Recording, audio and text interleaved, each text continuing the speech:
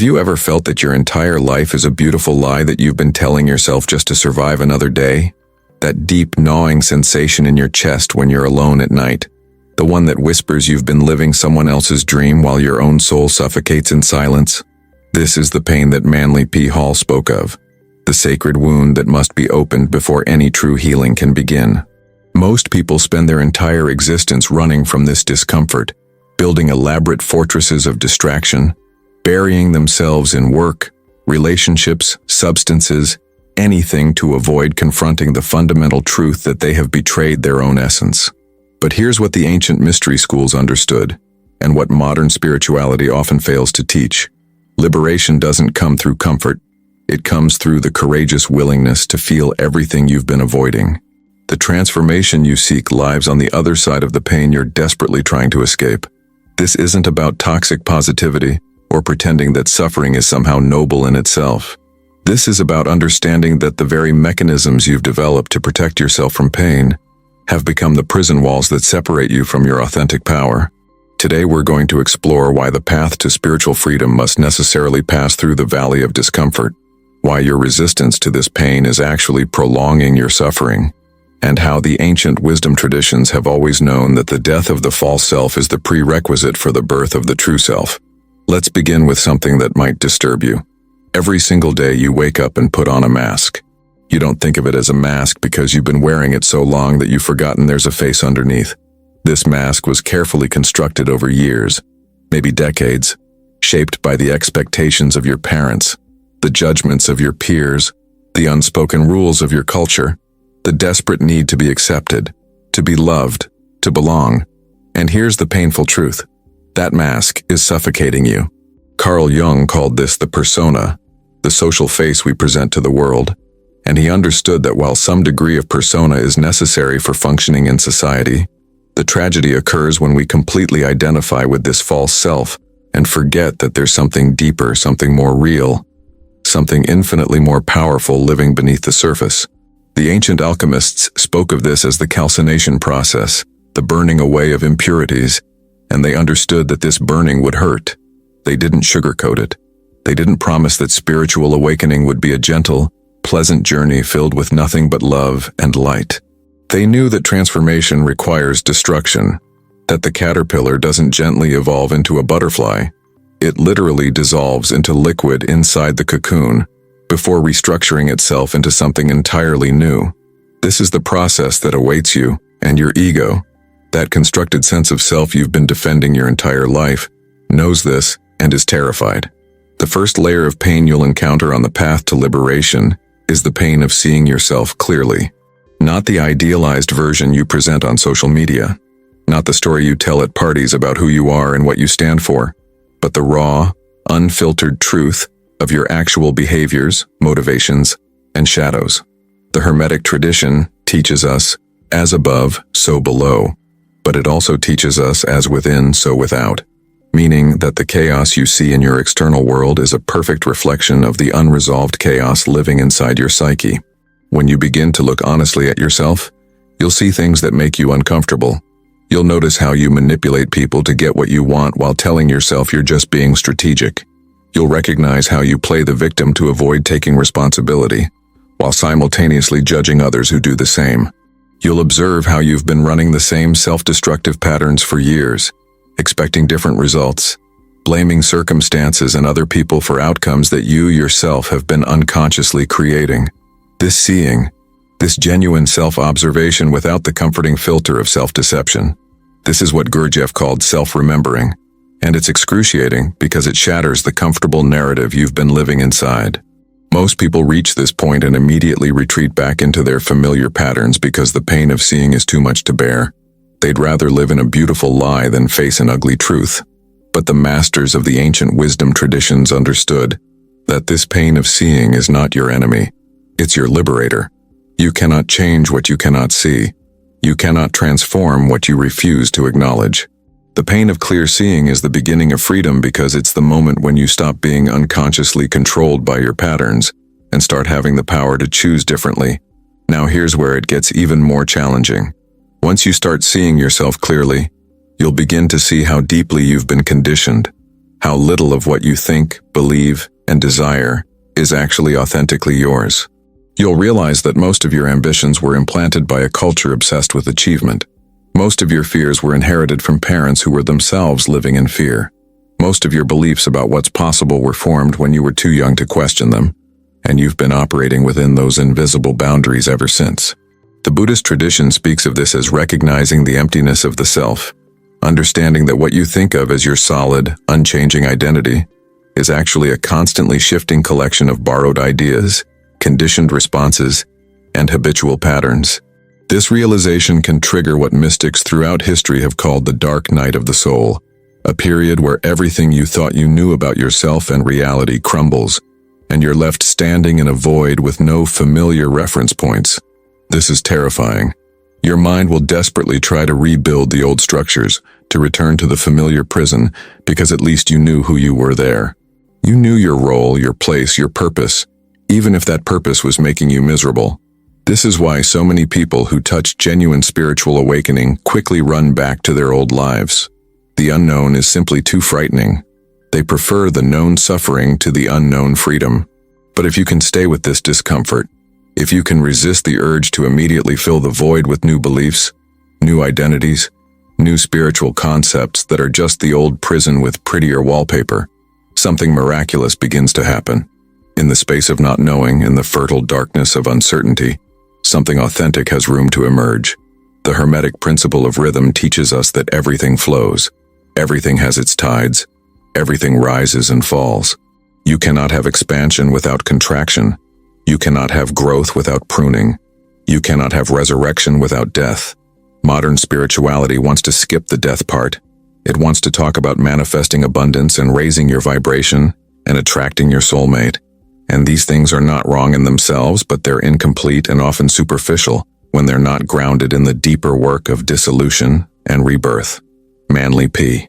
Hall spent his life studying the mystery traditions, and one thing he emphasized repeatedly is that the ancient initiates understood that spiritual development was not about adding more to yourself.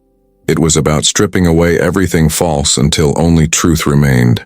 The statue of the perfect self already exists inside the marble of your conditioned personality, but you have to chip away everything that isn't the statue, and every chip hurts.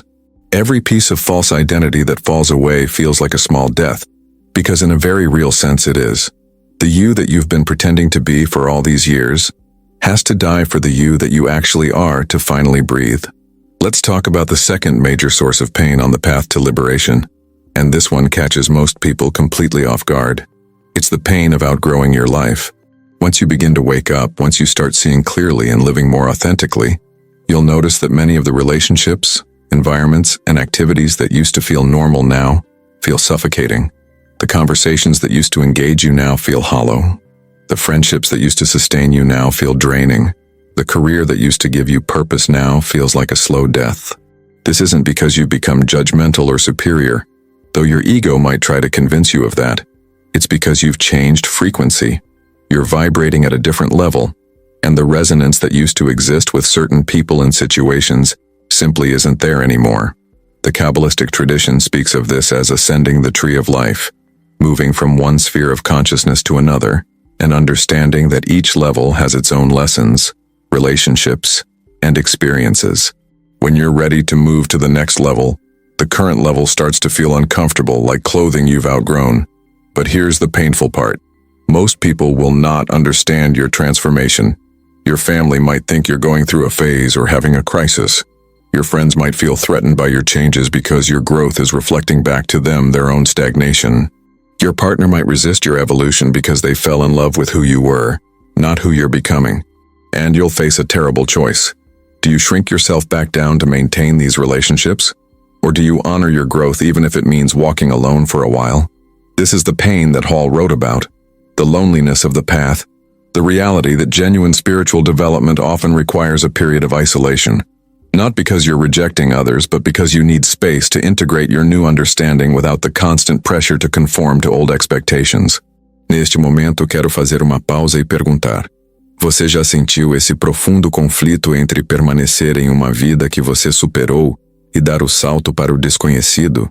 Essa sensação de estar preso entre duas realidades, sabendo que não pode mais voltar para quem você era, mas ainda com medo de abraçar plenamente quem você está se tornando. Se você está sentindo essa tensão agora, saiba que isso é um sinal de que algo profundo está se movendo dentro de você. Compartilhe nos comentários apenas escrevendo "em transição", para que outros que estão nessa mesma encruzilhada saibam que não estão sozinhos nesse processo. Às vezes, reconhecer que estamos no meio da transformação, mesmo quando é desconfortável, é o que nos dá coragem para continuar. Seu comentário pode ser exatamente o encorajamento que alguém precisa para não desistir da própria evolução. Agradeço sua coragem de estar aqui, de permitir que essas palavras toquem algo real dentro de você. The third layer of pain, and perhaps the deepest, is the pain of taking full responsibility for your life. Not the superficial responsibility of paying your bills and showing up to work on time, but the profound, existential responsibility of acknowledging that you are the creator of your experience. Every relationship you're in, you chose or allowed. Every situation you're stuck in, you participated in creating. Every limitation you're experiencing, you have at some level agreed to. This is not about blame or shame. The ancient wisdom traditions were very clear about the difference between responsibility and guilt. Guilt says, "I am bad." Responsibility says, "I am powerful." When you fully accept that you have been creating your reality, even the parts you don't like, even the parts that hurt, you reclaim your power to create differently. But this acceptance is agonizing because it means you can no longer blame your parents, your past, your circumstances, your trauma, the system, or any external force for where you are. It means that if your life is not what you want it to be, you have the power to change it. But you also have to acknowledge that you've had that power all along and you simply weren't using it. The Stoics understood this principle deeply. Epictetus taught that we don't control external events, but we control our responses to them. And in that response lies all of our freedom. Jung went further and said that, until you make the unconscious conscious, it will direct your life, and you will call it fate. The pain of responsibility is the pain of waking up from the victim story, the comfortable narrative where you're powerless and therefore not accountable. It's the pain of recognizing that you've been unconsciously sabotaging yourself, that you've been choosing safety over growth, comfort over authenticity, approval over integrity. And once you see this, you can't unsee it. You can't go back to blaming others with the same conviction. You can't play small with the same innocence. Now let's explore what Hall and the mystery traditions teach about why this pain is necessary and not just inevitable. In alchemy, there's a stage called the nigredo, the blackening, where the substance being transformed is broken down completely. It looks like destruction. It feels like death. But the alchemists understood that this dissolution was required for purification. You can't refine gold without first melting it down and burning away the impurities. You can't create the philosopher's stone without first destroying the base metal. The same principle applies to spiritual transformation. Your false self, your conditioned personality, your accumulated trauma and limiting beliefs, all of this must be broken down before your true nature can emerge. This is why every genuine spiritual tradition includes some form of ego death, some practice or experience that shatters the illusion of the separate self. The shamans use plant medicines. The mystics use meditation and prayer. The yogis use extreme practices of discipline and surrender. The method varies, but the purpose is the same: to create a crack in the armor of the ego, to allow light into the darkness, to give the soul permission to remember what it always was beneath all the forgetting. And this process hurts because the ego doesn't want to die. It will fight. It will seduce you with all your old patterns. It will tell you that this spiritual journey is making you weird, isolated, unstable. It will weaponize your fear of change, your need for security, your desire for approval. This is the dragon at the gate that every hero's journey speaks of, the guardian that tests whether you're truly ready to enter the treasure chamber or whether you'll turn back and settle for a lesser life. But here's what the pain teaches you that nothing else can. It teaches you that you're stronger than you thought. When you survive the dark night of the soul, when you walk through the fire of transformation and come out the other side still breathing, you discover a resilience and power inside yourself that you never knew existed. The pain strips away your arrogance and your false confidence, but it replaces them with genuine humility and authentic strength. You stop needing to prove yourself because you've faced yourself. You stop fearing judgment because you've already judged yourself and survived it. You stop seeking validation from others because you've found validation in your own becoming. This is what the initiates of the ancient mysteries discovered in the temples of Egypt and Greece. After undergoing the trials, the symbolic deaths and rebirths, they emerged as different people, not because they had learned new information, though they had, but because they had been fundamentally restructured at the level of consciousness. They had died to who they were and been reborn as who they actually are, and this transformation gave them access to gifts and abilities that their former self could never have accessed. Not supernatural powers in the fantasy sense, though the legends speak of such things, but the very real power of living from essence instead of personality, of acting from presence instead of programming, of creating from consciousness instead of unconsciousness. The pain also teaches you compassion. When you've walked through your own hell, you develop genuine empathy for others who are walking through theirs. You stop judging people for their struggles because you remember how hard your own struggles were. You stop offering simplistic advice because you know that transformation can't be rushed or bypassed. You become humble in the face of suffering because you understand that suffering is part of the human experience and that trying to avoid it only makes it worse. The Buddhist teaching of the Four Noble Truths begins with the acknowledgement that life contains suffering, not as a pessimistic view, but as a realistic one. The Buddha didn't say suffering is all there is. He said suffering exists, it has causes, it can end, and there's a path to that ending. But you have to start by admitting the suffering is there, by turning toward it instead of away from it, by investigating it with curiosity instead of fear. This is radical in a culture that's addicted to comfort, that sees any discomfort as a problem to be solved immediately with medication, distraction, or consumption. The ancient wisdom says no. Discomfort is information, pain is a teacher, and if you can learn to sit with it without immediately trying to make it go away, it will reveal things about yourself and reality that no book or teacher could ever tell you. Here's something else that Hall emphasized in his teachings: the pain of transformation creates discernment. When you've done the deep work, when you've faced your shadows and integrated them, when you've died to your false self and been reborn, you develop an inner compass that can't be deceived. You can sense authenticity and recognize deception. You can feel when something is aligned with truth and when it's just another beautiful lie. This is because you've learned to recognize the same dynamics within yourself. You know what your own self-deception feels like, so you can recognize it in others.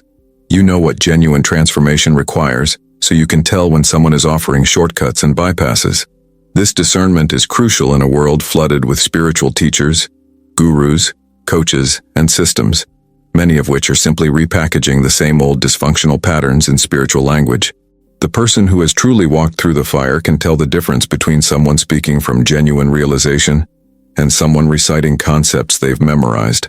This doesn't make you better than others, but it does make you harder to fool. And in the spiritual marketplace where deception is rampant, this is an invaluable gift.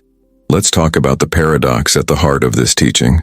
The pain liberates you precisely because you stop running from it. When you finally turn around and face what you've been avoiding your entire life, when you stop medicating, distracting, and denying, when you actually feel what you're feeling without trying to change it or fix it or understand it, something miraculous happens.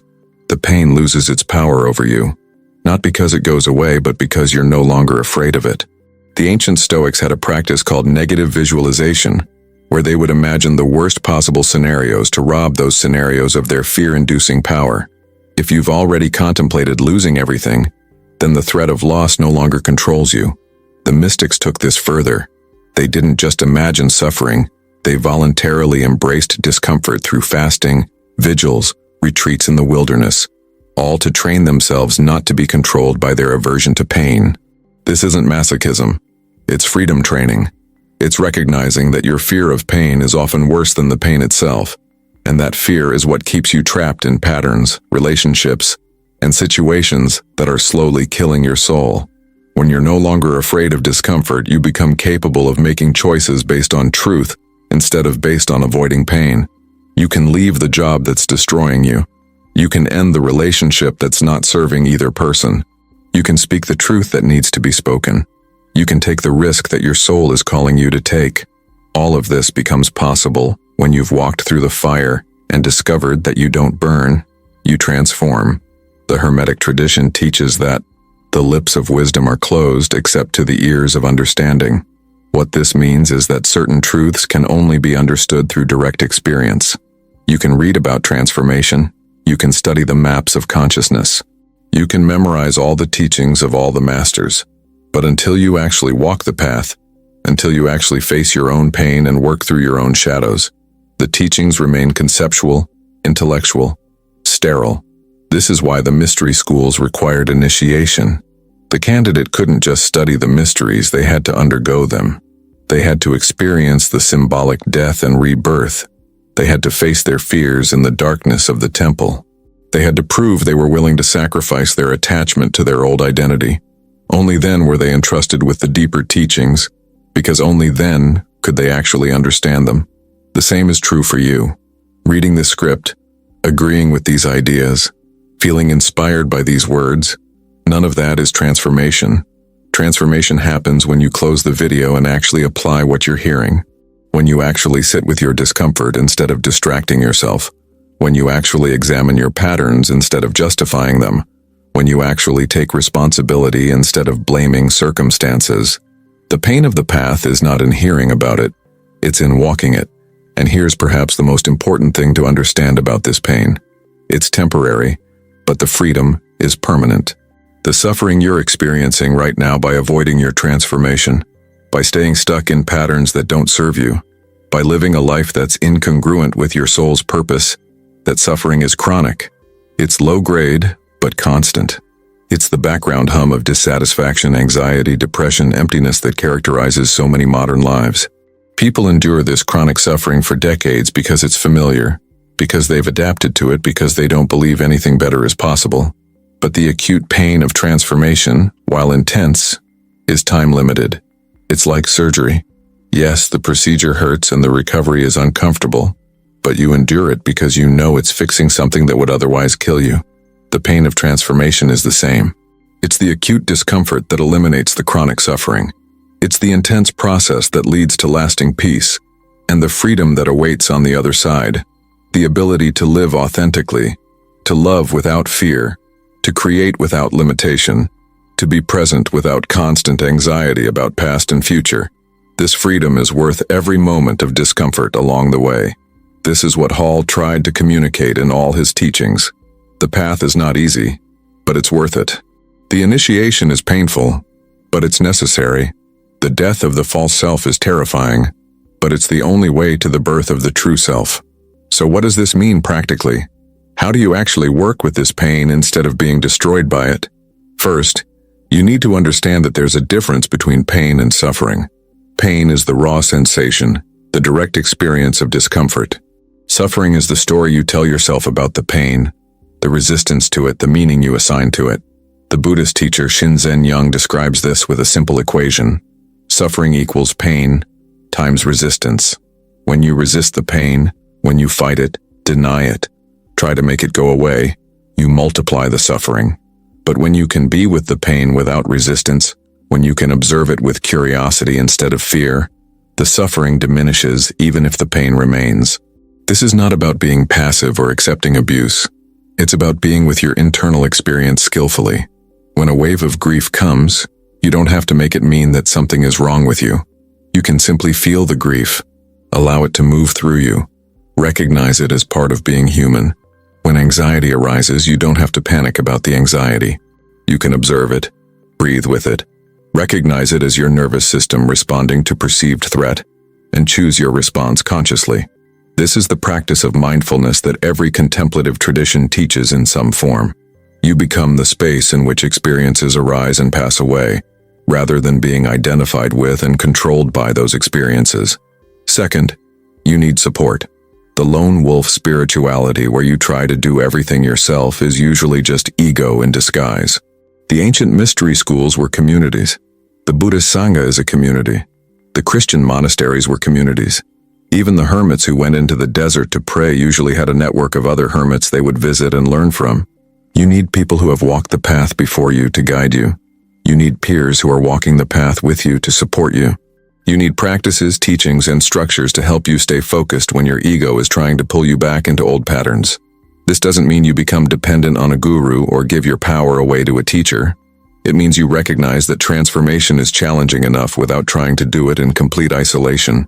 Find people who are genuinely walking their path, not just talking about it. Find teachers who have done their own shadow work and aren't projecting their unresolved issues onto students. Find practices that resonate with your soul, not just your ego's desire for special experiences. And be willing to invest time, energy, and resources in your development, because this is the most important work you'll ever do.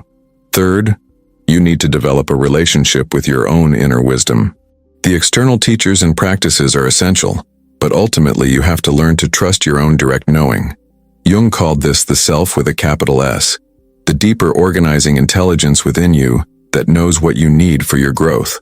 Every spiritual tradition points to this inner guide, whether they call it the Holy Spirit, the Buddha nature, the Atman, the higher self, or the inner teacher.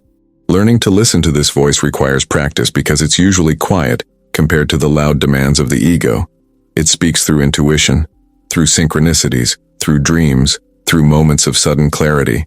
It guides you not through logic, but through a sense of rightness, of alignment, of truth that your body recognizes even when your mind doesn't understand. Developing this relationship means creating space for silence, for reflection, for listening. It means paying attention to what expands your energy and what contracts it. It means following the subtle yes and honoring the subtle no, even when doing so doesn't make logical sense. This is how you stop being dependent on external validation and start living from inner authority. Finally, you need to understand that the path is not linear.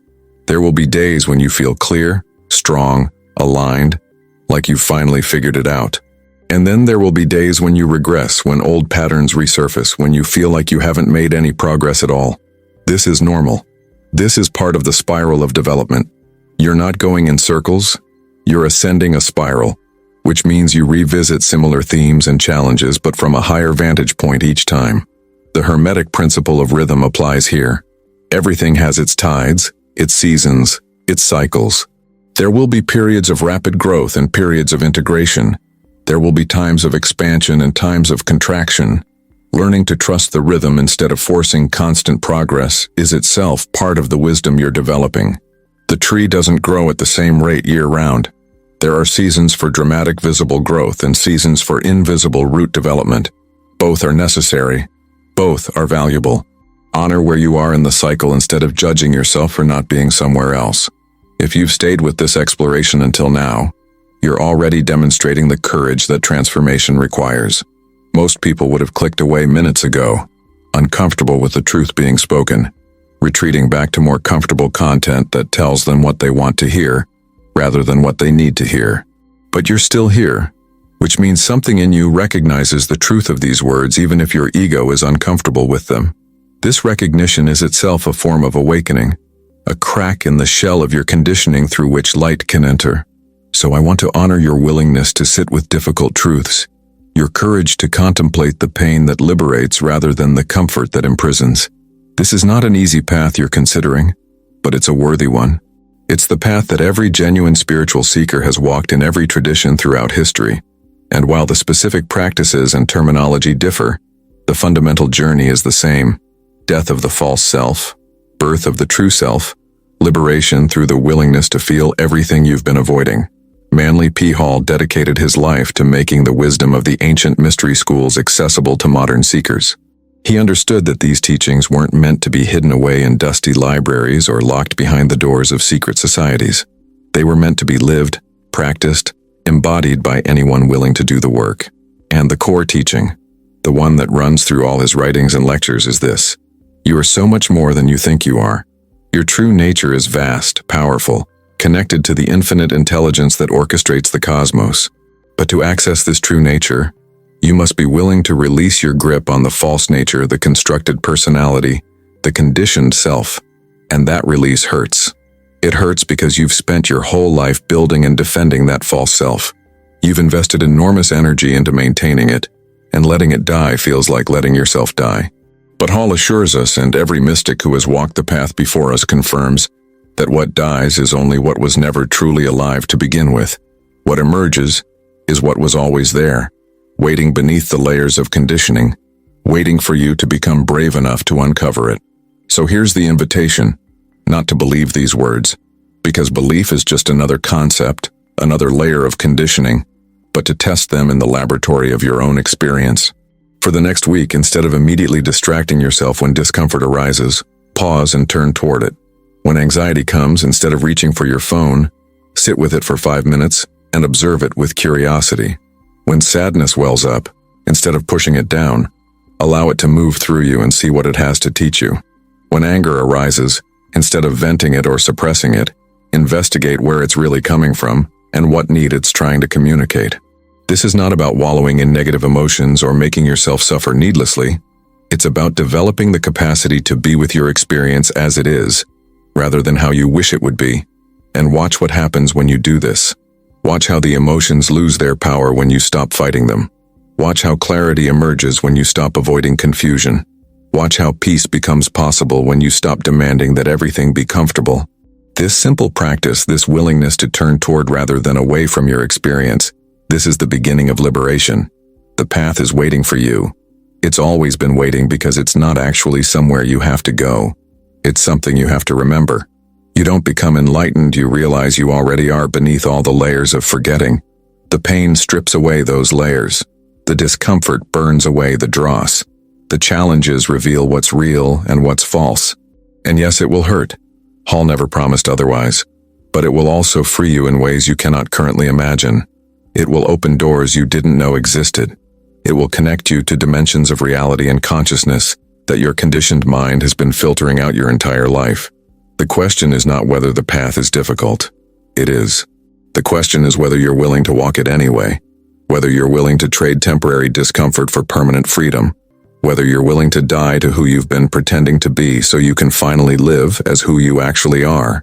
Se você também busca compreender os mistérios mais profundos da sua própria consciência e deseja continuar esta jornada de autodescoberta corajosa, este canal é um espaço dedicado a explorarmos juntos as verdades ancestrais que podem iluminar seu caminho interior. A cada semana, compartilhamos reflexões e ensinamentos que têm ajudado tantas almas a encontrar clareza em momentos de profunda transformação espiritual. Inscreva-se para receber estes lembretes de sabedoria antiga, que podem ser exatamente o que sua alma precisa ouvir nos momentos de maior desafio. Esta comunidade de buscadores sinceros da verdade está aqui para caminhar ao seu lado, oferecendo perspectivas que honram tanto a dificuldade quanto a beleza da jornada espiritual. Agradeço profundamente por você ter dedicado seu tempo e atenção a esta exploração, e espero sinceramente poder continuar sendo parte da sua evolução. Lembre-se, a dor que você está sentindo não é o fim, é o começo da sua verdadeira liberdade.